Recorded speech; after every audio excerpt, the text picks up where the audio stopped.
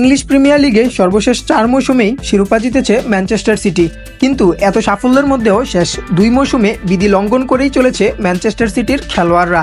২০২২-২৩ ও ২৩-২৪ মৌসুমে মোট ২২ বার প্রথমার্ধ ও দ্বিতীয়ার্ধের খেলা দেরিতে শুরু করেছে তারা, যার কারণে ম্যানচেস্টার সিটিকে ২০,৯০,০০০ পাউন্ড জরিমানা করেছে প্রিমিয়ার লিগ কর্তৃপক্ষ, বাংলাদেশি মুদ্রায় যার পরিমাণ ৩১,৫০,০০,০০০ টাকার বেশি। আত্মপক্ষ সমর্থন করে খেলায় বিলম্ব করার যৌক্তিক কারণ ব্যাখ্যা করতে পারেনি ম্যান সিটি, যে কারণে কর্তৃপক্ষের দেওয়া শাস্তি মেনে নিতে হয়েছে ক্লাবটিকে।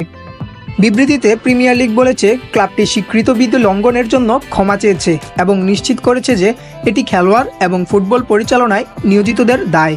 খেলা শুরু এবং দ্বিতীয়ার্ধের সঙ্গে সংশ্লিষ্ট নিয়মাবলী প্রতিযোগিতার সংগঠনকে সর্বোচ্চ সম্ভাব্য পেশাদার মানদণ্ডে সেট করা এবং ভক্ত ও অংশগ্রহণকারী ক্লাবগুলোকে নিশ্চয়তা প্রদানের সহায়তা করে। বিশ্বজুড়ে ৩৮০টি লিগ ম্যাচের সম্প্রচারের সময়সূচি রয়েছে।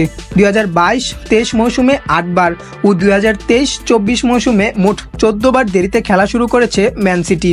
প্রতি বছরের জন্য শাস্তিও আলাদা করে দেওয়া হয়েছে। ২০২২ সালের ২৭ আগস্টে ক্রিস্টাল প্যালেসের বিপক্ষে প্রথমবারের মতো এই অপরাধটি করে ম্যান সিটি।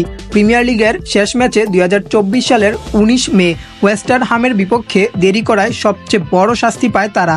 এই ম্যাচের খেলা শুরু করতে ২ মিনিট ৪৬ সেকেন্ড দেরি করেছিল ম্যান সিটি, যার শাস্তি হিসাবে ম্যান সিটিকে বর্তমানে গুনতে হবে ২০,৯০,০০০ পাউন্ড কিংবা বাংলাদেশি মুদ্রায় ৩১,৫০,০০,০০০ টাকার বেশি।